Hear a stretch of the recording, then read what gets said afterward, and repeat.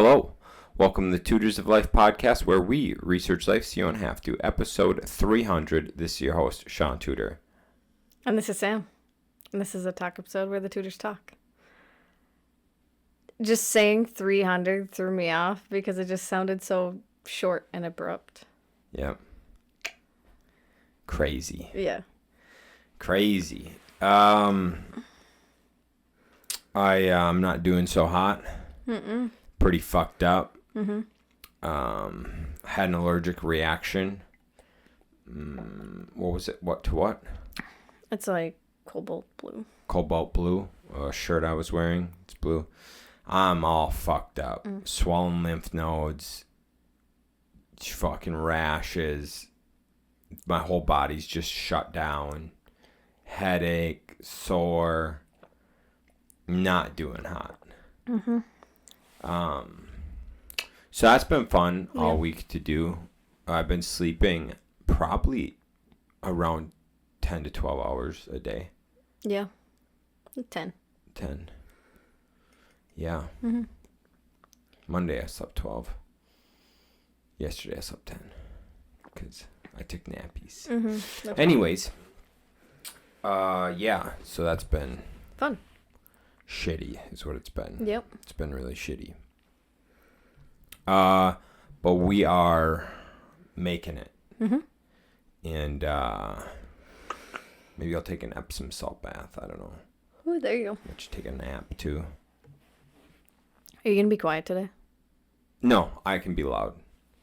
What's up with you? I don't know. I'm just really tired. Really, really tired. I'm probably, getting the same thing, Shaun. Well, not an allergic reaction.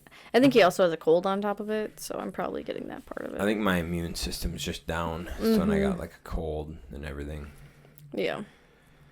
But we're here. We're podcasted. This is life, not a pity party. Nope. So.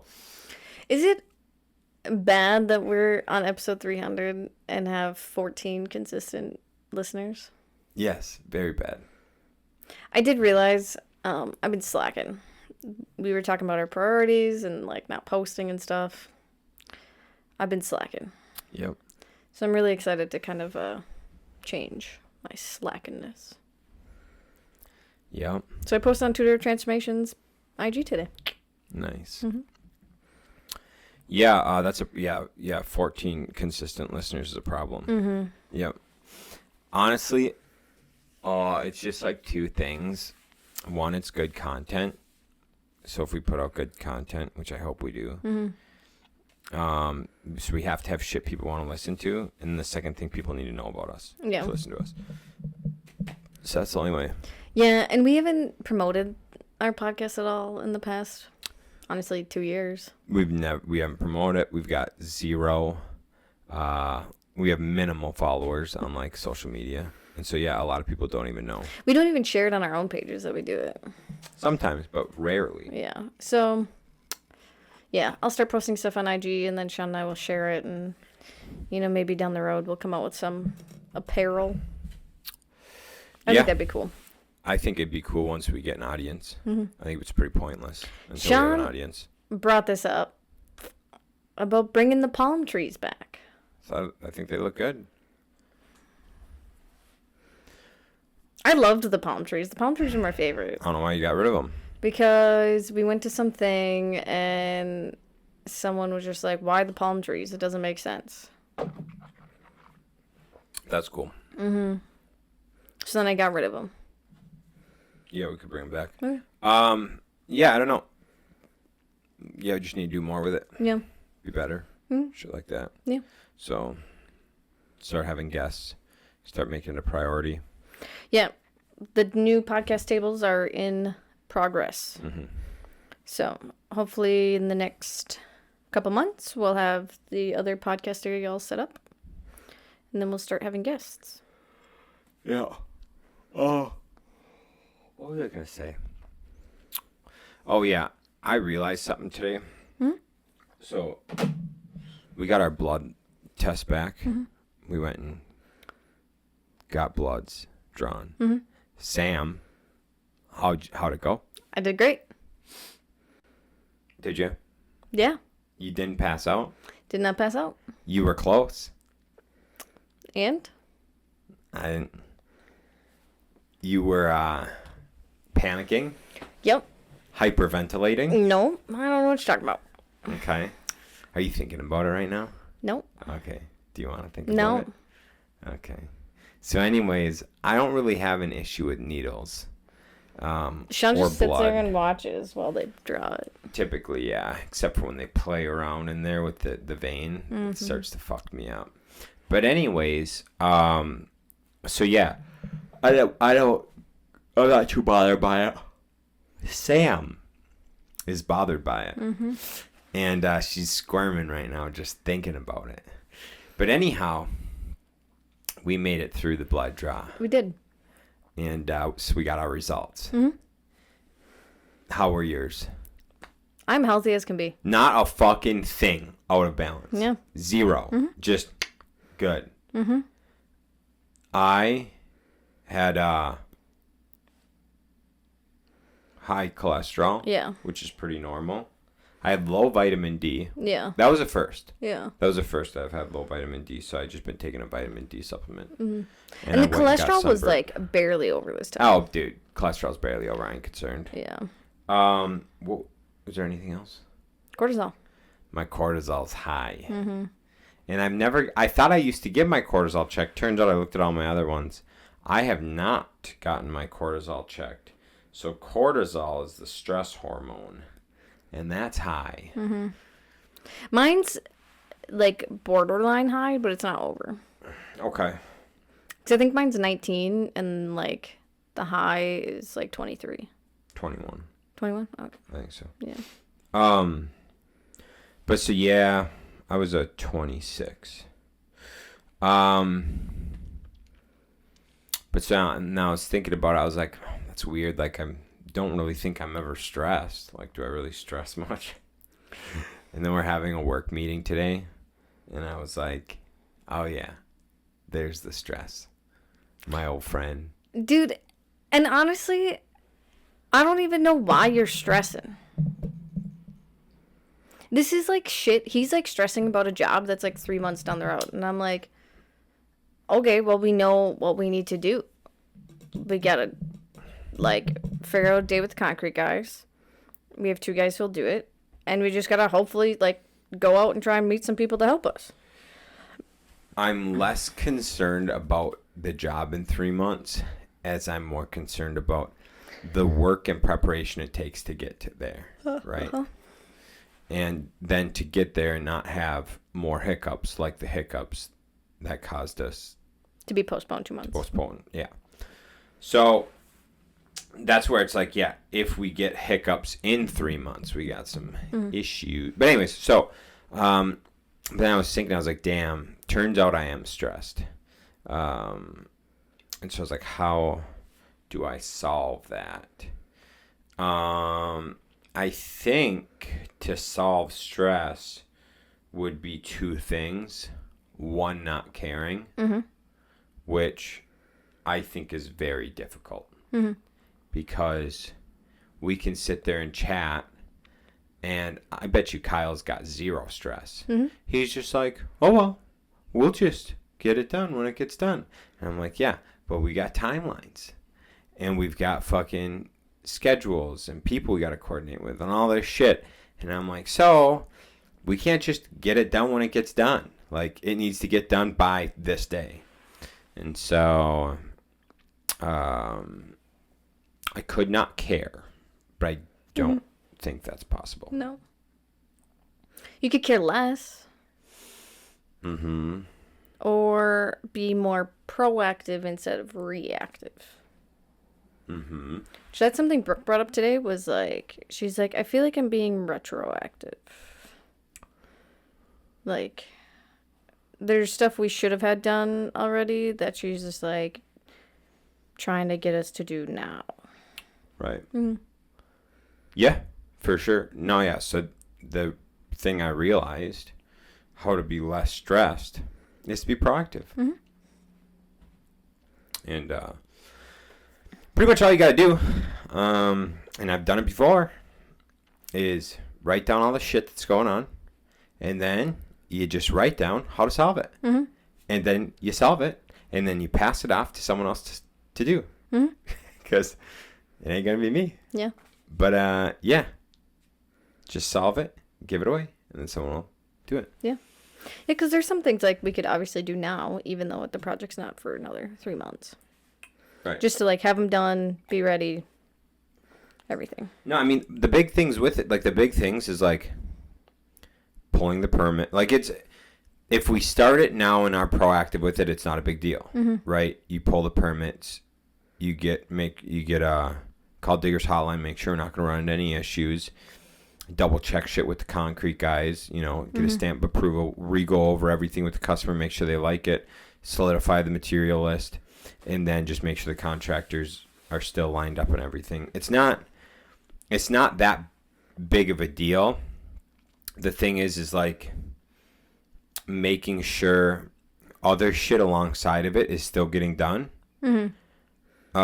Without me having to babysit. Yeah. Because when I have to babysit, but I still have to do estimates, and I also have to do the thought behind it of how to actually make this shit work, because I'm the only motherfucker that does think. Yeah. Then, like, if once, that's when I get stressed, is when I'm babysitting, working on job 25 to 30 hours a week, for whatever. So, say, working 30 hours a week on job, babysitting, doing estimates, going out meeting customers, discussing what materials, discussing with subs, and then having to try to pull all of it together to make sense into a schedule. That's when I get stressed. So the thing is, the way that it would be better is to just like write everything down, lay it out, solve all the problems, and then just have like a tick list. Everyone gets their own shit, and it just gets implemented, reviewed, added to those lists, to the categories. Boom. Yeah. And that's how it gets solved.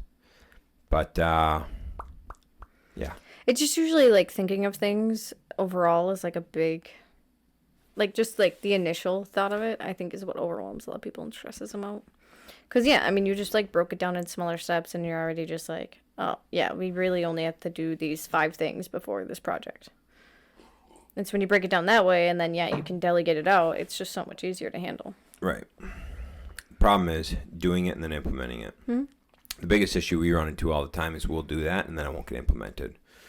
So we'll break everything down and then it won't get implemented. Timelines won't be met, things like that. And then everything becomes a dumpster fire and then we're back to square one, starting over. Yeah. That's only happened to us 20 times in the last 3 years. Yeah. Yeah. So. We'll see. We will see. So hopefully I can be on the road to less stressed. Yeah, hopefully. Testosterone. Do we tell them how my testosterone was? I don't think so. 485. Yeah, it's impressive. 7 years on test or gear to come off and be 485 after 7 weeks. Pretty decent. It's not bad. Okay. Eating not the best food for. Wasn't eating the best for a few weeks, and I was drinking a little bit, and I wasn't training hard because I fucked up my shoulder. Yeah. And so my cortisol's high, which isn't helping. So all those things should get it higher. And we'll see where it goes. I love it. Yeah, me too. We also watch Bridgerton. Oh, yeah. As you guys know, I love reading the Bridgerton books in general. For some reason, I can't remember like anything from Colin and Penelope's story. And I don't know why I don't remember anything from the book, but the TV show was very good. Well, the first half of it. First half, it was very good. I want the second half to come out. Yeah. I can't believe they do that. Right, isn't that terrible? Just release it all so I can binge it. Yeah. The main actress in that one, Penelope. Her real name is like Nicola. She's Irish, not British. Makes sense. This is what I'll say. They need to go back. They need to cancel this Netflix bullshit and they need to go back to weekly episodes. Oh my gosh. I would rather, instead of giving me half the season now and half the season in 3 weeks, I'd rather you just give me 1 episode a week. Dude, make us be patient. 100%. Keep us on fucking pins and needles. Is that what it is? Yeah. Holding on by a thread. Yeah. Dude, I remember, like, every week, you'd watch the new episode of Lost, and you're like, God damn it, I can't wait for next week. And then the whole summer's taken off, and you're like, then it comes back 3 months later, and you're like, dude, it has the recap. Yes. And you're like, oh, I forgot. I forgot there was a giant cliffhanger. Yeah. Yeah. And then you just sucked back in, like, let's go. 8 more months of this, baby. Come on. Anyways, Dude, I did miss that they did that. It's the best, dude. They've fucking ruined us. And think of what they did to kids, dude. They've ruined kids. Remember when, if you wanted to watch a cartoon, dude, I used to get up on Saturday mornings. Yes, early to watch cartoons. To watch cartoons. I'm a kid. I'm like 12, getting up at 7 a.m. to watch Scooby-Doo. And my parents are like, what are you doing awake? I'm like, Scooby-Doo. And the best part, too, was, like, the good ones were only on until, like, 9 or 10. It wasn't even 10, dude. It was, like, 8:39. That's why I was pretty sure it was, like, 9. Because then, like, you're like, okay, well, now I got the rest of the day, so. Because I didn't ever have alarms. My mom was my alarm. And so sometimes on a Saturday, I'd wake up at, like, 8 o'clock. And I'd be like, I miss Popeye. What the fuck? And I'm like 12, pissed. Because I missed my morning of Scooby-Doo and Popeye. I'm like, why am I alive? Were you drinking coffee then, too? Yes. 5th grade. 11. What is wrong with you? Adult shit. Dude, I can just imagine, right, child Shaun getting pissed because he missed Popeye with a fucking cup of coffee in his hand. Black coffee, too? No, did you have creamer then? I do a splash of French vanilla creamer. So I just imagine you just sitting there with your cup of coffee and be like, fucking missed Scooby-Doo today. God damn it. Fucking rough, dude. Yeah. Just like your airport story. It's probably one of my favorite stories of you as a kid. Oh, yeah, man. Should I tell the pod? Yeah. So when I was 3, I loved guns. Shocker. Crazy. Loved guns. And we were going to California.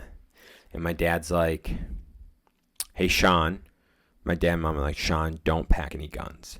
And I'm like, yeah, right. So I load my bag full of guns. They trusted a 3-year-old. Yeah. This is their fault. And, like, to this day, I'm still salty about it, right? So I just remember as a kid, dude, that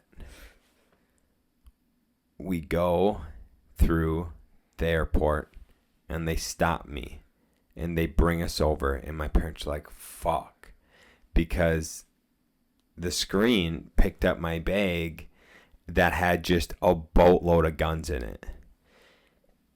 Toy guns. All toy guns. But some of them were like cool, like steel musket style, and like revolvers. Like they were like real guns. Like You fucked up. Yeah, I did. And so they're like, yeah, so we're keeping all of these, and like you can't take these. And I was like, well, what do you mean?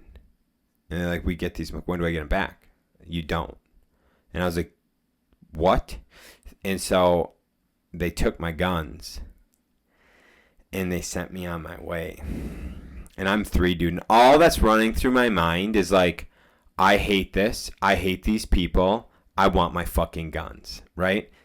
So at 3 years old, I became a Republican, is what I'm telling you right now. Okay, yeah. At 3 years old, I decided I did not like the government. So I get on the airplane, and as we take flight, I step out into the aisle, double hand, pull out 2 plastic guns in my belt line, and say they didn't get these 2. And my dad was like, Jesus! And yanked me in to the seat and was like, put those away. And Did they get confiscated on the way back or no? I don't remember. I don't remember. I think I was in so much trauma from that point on. Everything else is blank. Because they were just boring plastic ones at that point. You can replace those. They weren't the cool metal ones. Bro, years I thought of those guns. Years. You still do, obviously. Oh, damn, dude. So anyways. Decades. I've been thinking about those fucking guns, dude. They wrecked me, man. They wrecked. And my parents, they didn't, like, replenish my stock. They're just like, sorry, bro, you're out. And I'm like, I've got like 2 plastic guns left. My armory was stolen. And that was my lesson at 3 years old, that it was all on me. No one was saving me. It was all on me. I could just see Kyle there too, just giggling, just laughing at you. Dude. It's fucking rough life, man. Oh my god. I love that story. If anyone's curious as to why I am the way I am today, it all started at the ripe age of 3. That's when he grew his mustache too, guys. I also could drive a 4-wheeler before I could ride a bicycle. You also cut off part of your finger, didn't you? Cut off part of my finger. Yeah, but it grew back. Yeah. What age was that? 4? 8. For my 8th birthday, my dad gave me a knife, a very sharp K-bar. Do you still have that knife? No. Lame. It was his knife, technically. He just let me go play with Kyle and I go play with him. You're not going to do the same thing if we have kids, are you? No. Here's the thing, dude.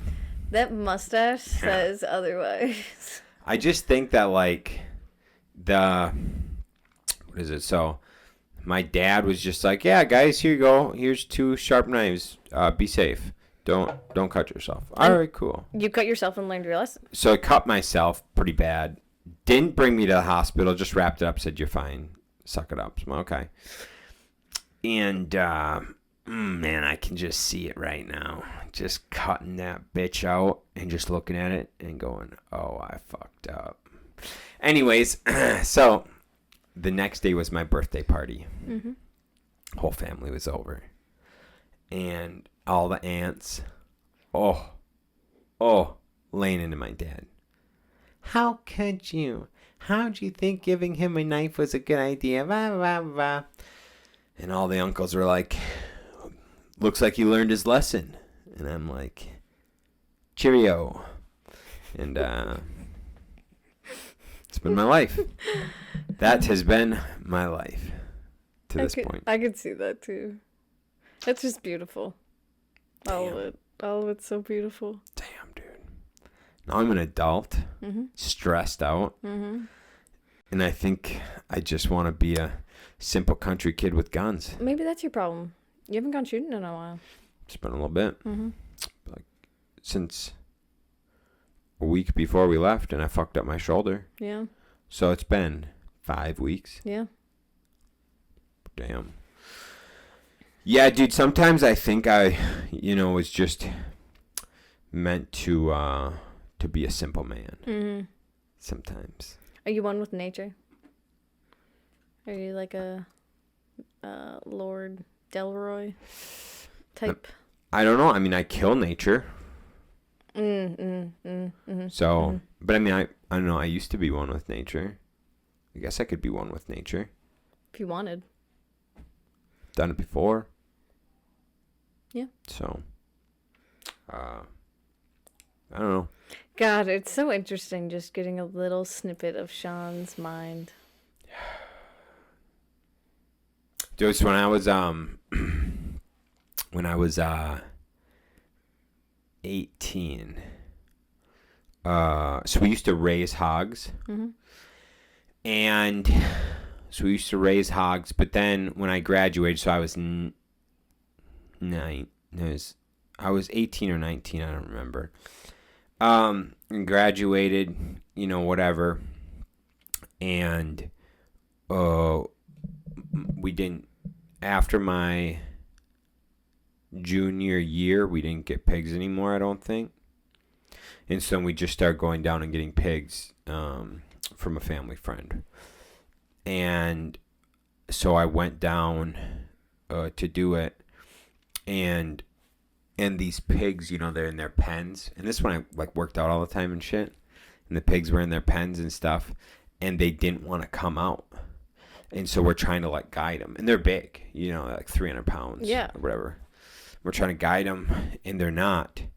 And so then I finally got upset. And the old farmer's like, I'll go get a prod, you know. And I got upset. And so I grabbed onto the back legs. And I just start pulling them out through the muck. And the farmer comes back around. He's like, Jesus. And I'm like, I'll get him. And we got him out. And then I did that a couple times. It was fun. It was real fun. Is that the same time as the iconic picture that you love showing me? Mm-hmm. Yeah. Yeah. So anyways, it's just doing man shit. Man shit's fun. That's it. That's all this whole story is. Yeah, just you being a man. Man shit's fun. I love that for you. Good for you. Thanks. I didn't do womanly things growing up, so. Do you do man shit? Not really. I don't know. Tomboy shit? I don't know. I lived in the city, so my life was way different than yours. Yeah. Yeah, there's a big difference between city and country. Huge. Yeah. It's fun. It's a lot of fun. I did learn how to drive a four-wheeler pretty young. I think like in 5th grade, 6th grade. Because my one friend, Danielle, she had a house in Fell Creek, but went to Altoona. And I would go out there actually all the time. Man, whoever I was friends with, I just like literally lived at their houses. But anyways, so Danielle's house, I would go out there all the time. And they had a four-wheeler, so we'd rip around their backyard. Because they had like an acre lot. Right. So we'd rip around their yard. And her dad was in the military, so he had like built, and she had 2 older brothers. So they had like some, not like jumps, but like little like bumps to go through, and you would weave through the trees. It was really cool. Well, my mom found out and was just like, no, you're not driving a four-wheeler. Don't do that. So then one of the times Danielle's mom asked me, and she was like, your mom did say it's okay for you to drive this, right? And I was like, yeah, totally. She doesn't care. Damn. I did it for a long time, and I don't think my mom ever knew. That's good. That's really good. As it should be. But it was a good skill to learn. It's a good skill. There's a lot of good skills out there. Yeah, we take turns riding too, and yeah, it was so much fun. So much fun. Yeah. That's dope. That was about all the hoodlum shit I ever did. Tourville and I in the winter. He had this piece of shit little four-wheeler. I don't even remember what it was anymore, but just a piece of shit. And we had like a 4-foot drop off from our apron, like the garage apron, down to like the front of the house. So there's like a retaining wall, right? So we would drive down around the house. So he was in front, I was in back for weight. And so we would drive around the house and we would come up. And then as we would loop around, since I was the weight on the back, we could pop a wheelie. And we would wheelie all the way across the concrete pad off the 4-foot drop and land on the back tires and just keep going, see how far we could go. And then we would just do that lap after lap after lap. And I was like 16, 17 at the time. Like that, we were not young. We just did it. You were old enough to know that was probably not the smartest thing to do. Oh, dude, but I mean, we wore helmets. That's good. Yeah, we wore helmets. And we would just do loop after fucking loop after loop. You boys. So dumb. So different. One thing, did you guys do this? Either like with a four-wheeler, you'd hook a rope to it onto a sled and pull you around and whip shitties and stuff. I think we tried doing it But they had too many trees out there, so we couldn't. You need some big open area, and we would get people whipping, like to a scary speed, and man, it sucked to go flying off that thing. At my grandparents' house. Yeah. Because they have that hill. Well, there was these weird mound things at the bottom of the hill, and you would always try to avoid them. But fuck, one year I went flying off of that thing, and when I landed, I like had the wind knock out of me, so I like couldn't breathe. Yeah. Oh my god, I didn't go sledding again after that. Ooh, I went flying, dude. Oh yeah, that's awesome. It scared me so much. I was like, no, never again. Damn, dude. That reminds me, we had a big ravine, and we would snowboard down the ravine, and there was like old school like fence posts at the bottom. And so, I mean, they were pretty steep ravines. And so we'd get cruising down them. One time I hit one at the bottom, and I like got knocked out for a couple seconds, but then I came to, and I had the wind knocked out of me. And I was like not in a good spot. Dude, that's the worst feeling ever. You know what we did? What? Kept snowboarding, but we didn't. I avoided those from then on. I bet you did. For like ever. Yeah. Yeah. Fun. Yeah. Growing up, dude. It's weird. I was actually just thinking that 2 days ago or whatever, I was over at Kyle's and I was leaving, and I was like, how fucking weird, dude. We used to live together. And now we're just adults. In your own houses. In our own houses. With your own wives. Fucking, he's got a family. Wild. Yeah. Wild. Think how weird it's going to be when, like, he has grandchildren. Yeah, it's super weird. Like, it just gets weirder the older they get. Like, 3 out of the 5 of my nieces or nephews, it is okay if they had a child. Right. It's crazy. That's so weird. Yeah. Yeah, it's just wild, dude, how much,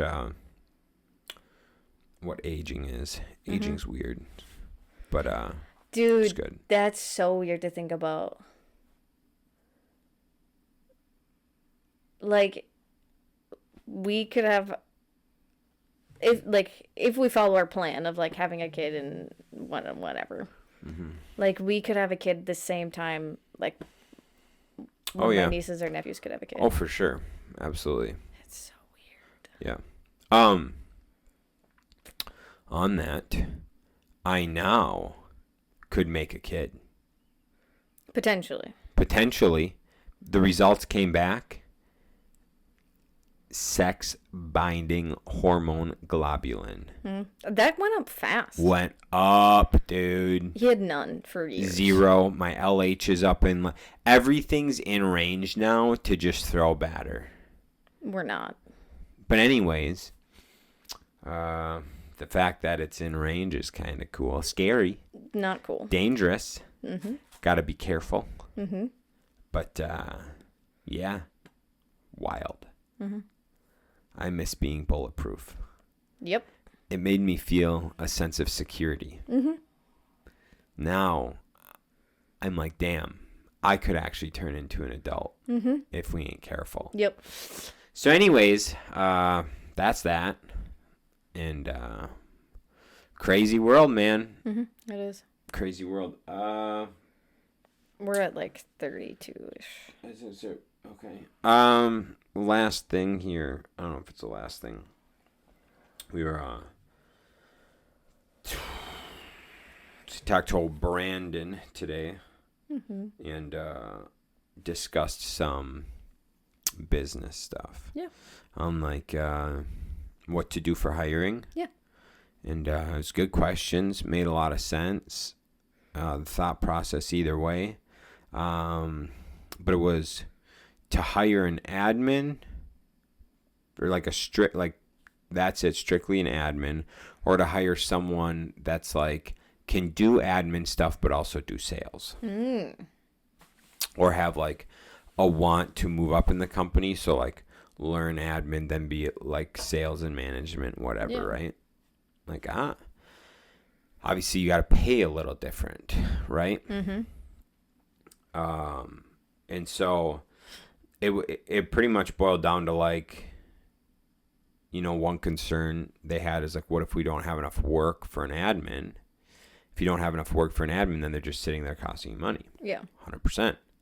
But if you got someone who also does sales and other stuff, if they're done with their admin tasks, start making calls, you know? So I'm like, for sure, that makes sense. So like that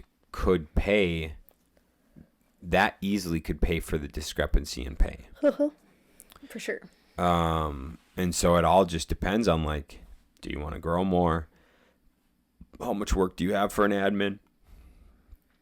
You know, could two of you build up sales, splitting admin duties and hiring an admin to pass off? So then an admin for sure is busy because you got two salesmen, you know, keeping the admin busy and stuff. So I mean, really, it just comes down to like what you end up wanting, you know. But I think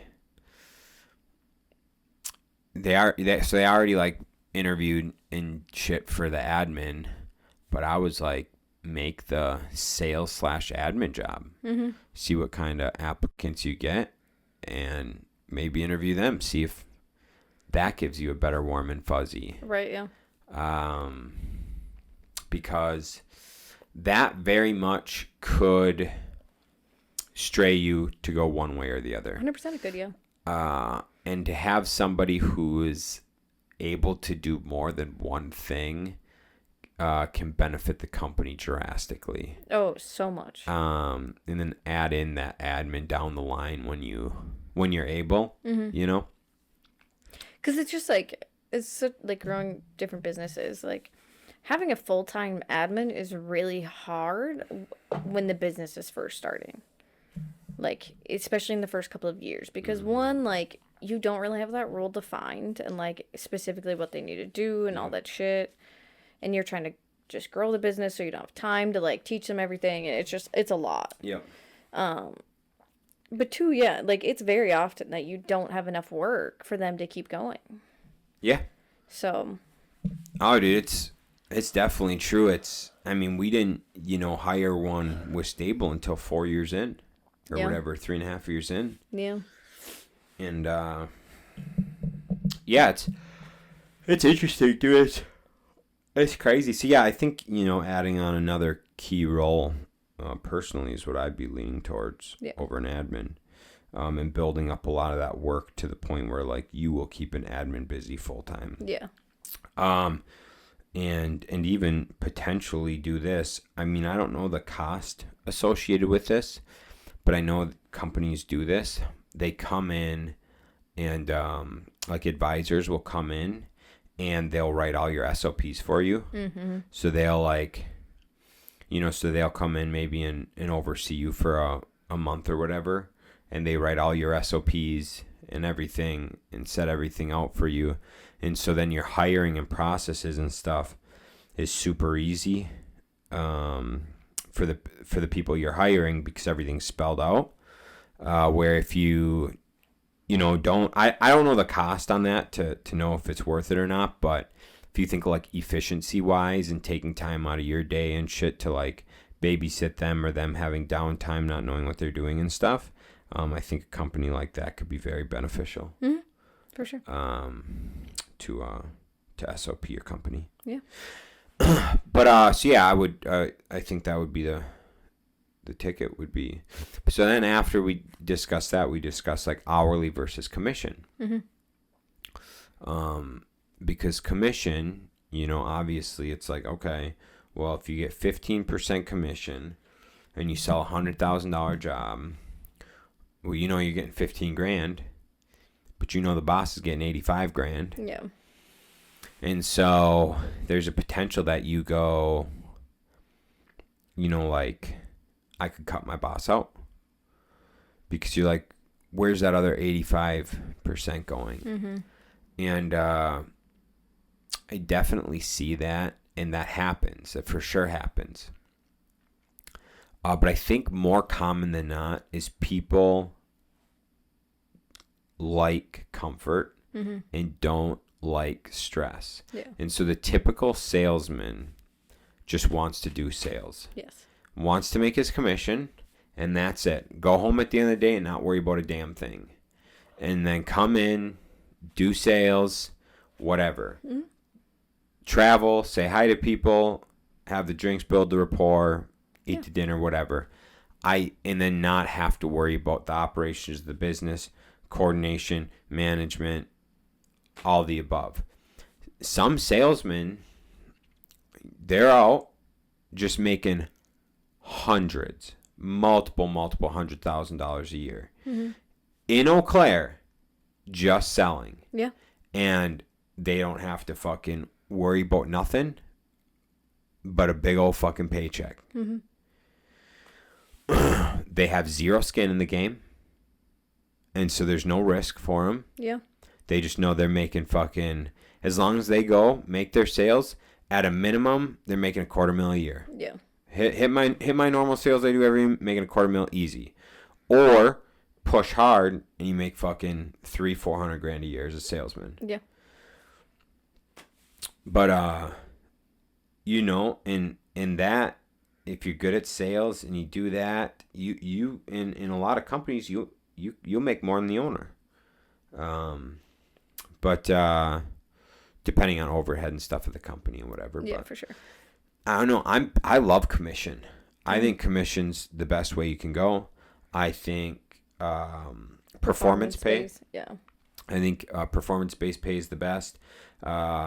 Like we right now, you know, it's interesting in this way because we have hourly people and we have performance people. And so we pay some of our subs hourly and we pay some of the subs performance-based. And there's, you know, pros for both of them. Mm-hmm. I mean, one's a set price. We know exactly what it is and it's done. The other is like, we don't have to wait for them to give us a bid. You know, they show up, they work, put in the work. If things go smooth, we make a lot more on the project. Yeah. If things don't go smooth, it's like, fuck. And so, I mean, there's definitely perks to both. Don't get me wrong. But I've noticed performance-based, you typically get better work out of people because they want to get it done. They want to get paid. And so they'll fucking bust their ass to be as efficient as possible and get it done. Yeah, 100%. So I've noticed that quite a bit. But I've also seen people on performance-based that suck. Anyways, it goes both ways. You dying? Yeah, a little bit. Why? I don't know. But yeah, I like performance and commission over hourly a lot. Yeah. Because then people aren't just trying to stay busy and put in the hours. They're efficient and they're like getting their shit done. And a lot of the times, efficiency, you know, an efficient 4 hours outworks non-efficient 8 hours. Yeah. I mean, we have some hourly guys that are very much like, they're like, okay, we finished the things we planned for today, we're out. Right. And that's nice. Yep. So. Yeah.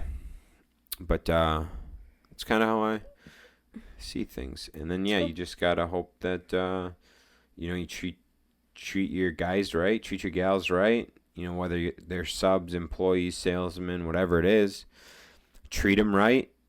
Do the honest thing, and hopefully they want to stay with your company and don't want to leave you. Yeah, pretty much. And also don't go around saying how much money you make, because if you're out telling your salesman, oh man, yeah, cool that you got 15 grand, but I just got 85. You know, you don't ever tell people that. You don't rub it in, nothing. Yeah. There's no need to. It's one thing, I'm all about talking about finances. I love talking about finances. You know, what do you make? How do you know, how well do you do with that? You know, how are your expenses, budgeting, things like that. I think it's fun to talk about. I think it's cool to see like how people live, whether they're like outstretched or if they're more frugal, whatever.